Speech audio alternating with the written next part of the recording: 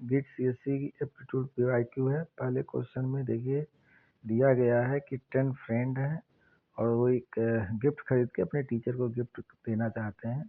तो शुरू में 10 लोग थे, बाद में 2 लोग मना कर दिए कंट्रीब्यूट करने से, तो गिफ्ट का प्राइस पूछा जा रहा है। जबकि जब 2 लोग मना करते हैं तो हर स्टूडेंट पे 4, हर फ्रेंड पे 4, 150 ज़्यादा हो जाता है।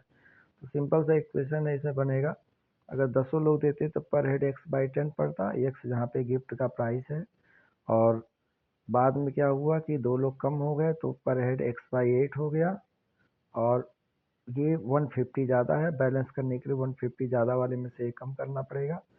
40 का अगर आप मल्टीप्लाई कर दें दोनों तरफ, क्योंकि 10 8 का एलसीएम 40 होता है, तो ये इक्वेशन बन जाएगा 4x और इक्वल टू 5x माइनस 6000।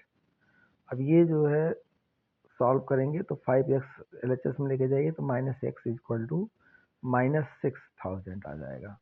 यानी कि x की वैल्यू हो गई 6000 रुपये, यानी सेकंड ऑप्शन आपका सही हो गया। दूसरे क्वेश्चन में 2 कार हैं, एक ही दिशा में एक ही समय पे एक ही जगह से चलना शुरू करते हैं, और 50 किलोमीटर एक की स्पीड है, 60 किलोमीटर एक की स्पीड है।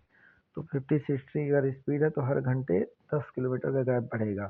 कितने देर में 20 किलोमीटर गैप हो जाएगा? 2 घंटे में हो जाएगा। सिंपल सी बात है। और तीसरे क्वेश्चन में एक स्क्वायर लिया गया है और उस स्क्वायर का एरिया है ए, स्क्वायर का एरिया है डी, और इसके डायगोनल से एक सर्कल बनाया जाता है डायमीटर मान के। तो इसी सर्कल का एरिया निकालना है। तो सर्कल अगर डायमीटर की वैल्यू निकल जाए डी के टर्म में तो एरिया भी निकल जाएगा। तो लेकिन स्क्वायर का एरिया दिया गया है ए अगर मान लीजिए स्क्वायर की साइड ए मानते हैं तो ए स्क्वायर इक्वल टू यानी कि डी दिया गया है। डी यहाँ पे एरिया है, बस ये ध्यान रखना है। अब ए इक्वल टू क्या निकला? ए इक्वल टू रूट डी निकल गया। और डायगोनल कितना होता है? a√2 होता है स्क्वायर का डायगोनल। यानी कि ए की वैल्यू भी √d है और √2 ये है, दोनों मिलाएंगे तो 2 रूट में 2d हो जाएगा। ये तो अभी निकला क्या चीज़? डायगोनल निकला, हम d मान ले रहे हैं, और यही डायमीटर भी है। तो अगर डायमीटर के टर्म में एरिया देखें तो πd²/4 होता है।